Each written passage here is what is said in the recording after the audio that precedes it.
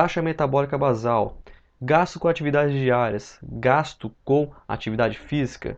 Será que você está calculando os macros de forma adequada e mantendo um dia alimentar adequado para você atingir aquele objetivo que você tanto almeja, seja perda de gordura ou ganho de massa magra? Será que você está fazendo isso de maneira adequada, contando de maneira adequada as calorias em si? No vídeo de hoje trago um monte de conteúdo para você em relação a esse assunto. Valeu, falou, fui!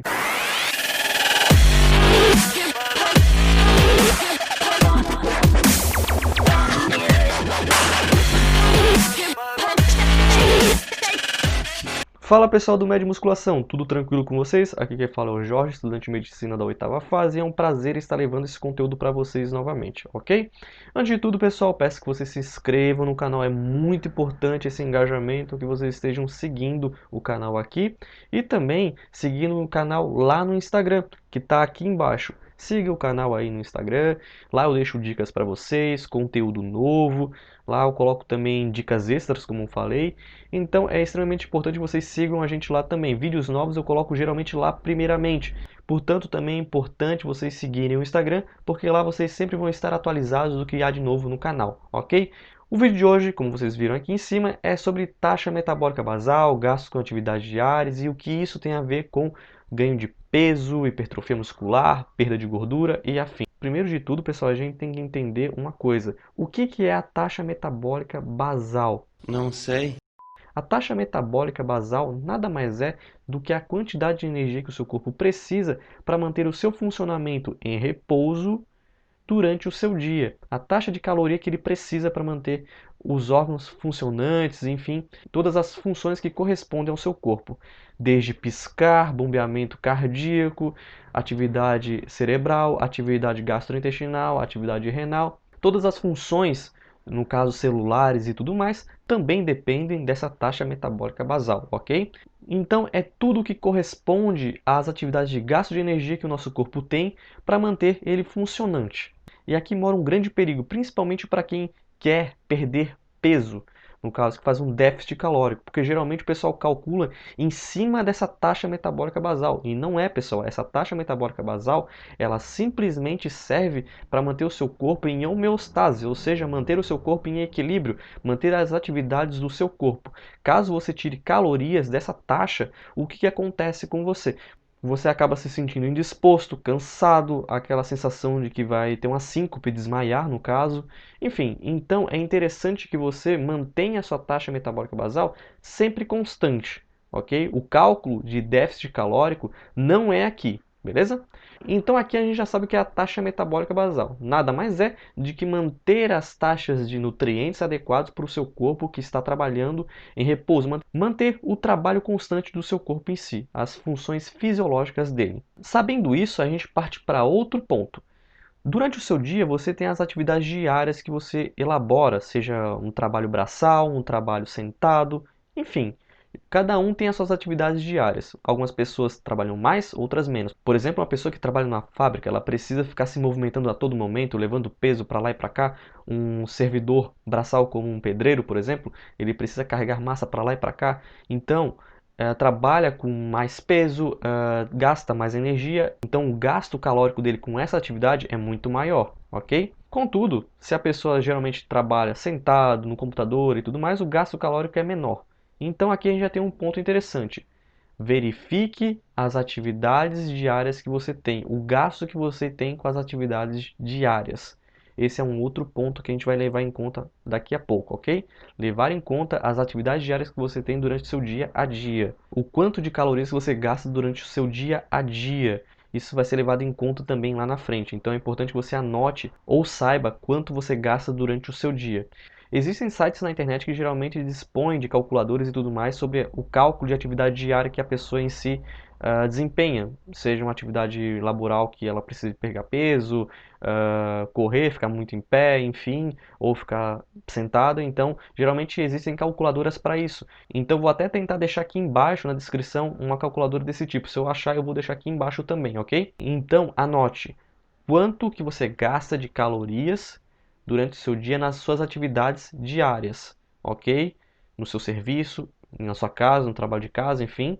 Anote isso e some a taxa metabólica basal. Então pega a taxa metabólica basal e soma ao gasto com as suas atividades diárias, ok? Bom, a gente já tem 2 pontos nas mãos. Agora entra o terceiro ponto, que é o treino. Se a pessoa, por exemplo, o pessoal treina 6 vezes por semana, 5 vezes por semana, 3 vezes por semana, isso tem que ser levado em conta. Qual é o tipo de treino também? Se é um treino mais intenso, em que o número de repetições diminui ou aumenta, o período de descanso aumenta ou diminui, enfim, ver a intensidade desse treino também. Então, existem também calculadoras na internet que calculam geralmente quanto que é o gasto de calorias por treino, dependendo a intensidade, a duração, a quantidade desse treino, enfim, que nos dá uma margem de quanto que a pessoa precisa de calorias para desempenhar aquele treino também. E isso vai ser muito importante para a elaboração do nosso cálculo final, ok? Então aqui você tem outro ponto que precisa anotar. Eu vou deixar até aqui embaixo uma outra calculadora, no caso, que é em relação à atividade de treino. Por exemplo, se o seu treino ele é mais intenso, geralmente ele tem um gasto calórico maior. Se for um menos intenso, vai ter um gasto calórico menor. Mas eu vou tentar deixar essa calculadora aqui embaixo também, junto com a outra calculadora, ok? Bom, pessoal, depois de eu discorrer esses 3 pontos, você vai fazer o quê? Sabe a taxa metabólica basal? Sabe os seus gastos com atividades diárias de trabalho, lazer em casa, enfim? E também o treino, você vai pegar cada ponto aqui, cada gasto calórico aqui e vai somar. Esse gasto calórico que você vai ter durante o seu dia para desempenhar todas essas funções, seja uma função de repouso do seu corpo, que é a taxa metabólica basal, as atividades diárias e também o treino, esses 3 vão ser somados e o superávit calórico e o déficit calórico que vão atuar na questão de um ganho de peso ou perda de peso estão baseados aqui nesse cálculo. Como assim? Pessoal, lembra que no início eu falei que a gente não tira quantidade de caloria em cima da taxa metabólica basal? Porque a taxa metabólica basal nada mais é do que a quantidade de calorias, energia que o nosso corpo precisa para desempenhar as funções vitais dele? Exato. Na verdade, a quantidade de energia que a gente vai tirar ou vai aumentar o gasto de energia está mais basicamente associado ao que? Às suas atividades diárias e o seu exercício. Como assim? Vamos supor, pessoal, que você gaste 3.000 calorias, somando os 3 pontos juntos, né? Se você soma 3.000 calorias e você, por exemplo, quer perder gordura, o que poderia ser interessante? Em torno de 25% de restrição calórica, 25% em cima, né, no caso do cálculo inteiro que você fez, você geralmente perde gordura e tenta salvar o máximo possível de massa magra, porque essa é a intenção, ok? Então, geralmente em torno de 500 calorias e tudo mais, vai ser um déficit calórico que vai tentar ou dificultar a perda de massa magra. Ou seja, você vai perder gordura e vai tentar salvar o máximo de massa magra. Pessoal, não existe perda de gordura sem perder massa magra. É bem importante deixar isso bem claro. O pessoal comenta por aí, ah, não, vai salvar a massa magra. Não, pessoal, não vai salvar a massa magra porque o nosso corpo é dinâmico. Vai perder sim um pouco de massa magra. Mas é por isso que a gente vai fazer um déficit calórico de maneira inteligente. Ou seja, tem 3.000 calorias, vamos fazer um déficit de 500 calorias. Fez um déficit de 500 calorias, vai ficar 2.500 por aí. Então, no caso, você vai perder gordura sim, mas vai perder gordura às custas de não perder tanta massa magra. Vai demorar? Vai demorar, pessoal, vai demorar um pouco. Vai ser um processo mais lento e tudo mais, e vai chegar um momento que o seu peso vai estagnar. Aí parte de você se você quer perder mais ou manter assim. Se você quiser manter assim, então continua com esse déficit de 500 calorias. Se você quer perder mais, primeiro de tudo avalie uma coisa. Será que o seu peso já não está adequado? Será que você já não está com um peso que está legal para você? Será que você já não está num peso que aos seus olhos já não está bom? Porque geralmente a gente perde o limite do que é o saudável, que é o legal, passa a ser patológico, pessoal, passa a ser uma obsessão, então tome cuidado com isso também. Mas vamos supor que você chegou lá, estagnou o peso e não consegue mais perder peso. Então adiciona mais 200 calorias, 700 calorias de déficit. Pronto. Aí vai perder mais peso ainda, vai voltar a perder peso. Óbvio, você adicionou mais um pouco de déficit. Não faça um déficit de, por exemplo, 1.000 calorias. Não faça, pessoal. Faça paulatinamente, porque senão você vai perder massa magra. Nada adianta, pessoal, você ralar igual um condenado na academia, ganhar massa magra, fazer aquele efeito sanfona, faz um bulking e depois faz um cutting e ficar nesse vai e vem, parece um efeito sanfona. Não adianta, faz as coisas de maneira correta, de maneira acertada. Então faz um déficit pequeno. Fez um déficit de 500 calorias, estagnou, faz um de 700 calorias, enfim. Mas sempre verificando se é um peso saudável para você. Se você não está entrando em uma obsessão. Cuidado, pessoal. Então, resumindo, você vai pegar esses 3 pontos que eu citei a você, taxa metabólica basal, gasto de atividades diárias, de trabalho e tudo mais, que eu vou deixar a calculadora aqui embaixo também. Até a taxa metabólica basal, pessoal, eu vou deixar aqui embaixo também o cálculo, tá? E também o cálculo da sua atividade no treino, quanto você gasta durante o seu treino também, se é um treino mais intenso e tudo mais. Então, através desses 3 pontos, você vai fazer o quê? Exatamente, você vai fazer um déficit calórico se você quer perder gordura. Por que eu estou falando isso? Porque a gente não pode fazer um déficit muito elevado, senão a gente vai perder massa magra, ok? E se eu quero ganhar peso? Faz um superávit calórico no caso. Então, aqui a gente vai aumentar a ingesta. Da mesma forma? Sim, da mesma forma. 25% da caloria total. Geralmente é 500 calorias também, pessoal. Então, 500 calorias para mais ou para menos, dependendo do seu objetivo, tá? Mas, deixo um alerta para vocês. Inclusive, eu peço que vocês assistam um vídeo que eu fiz sobre macronutrientes.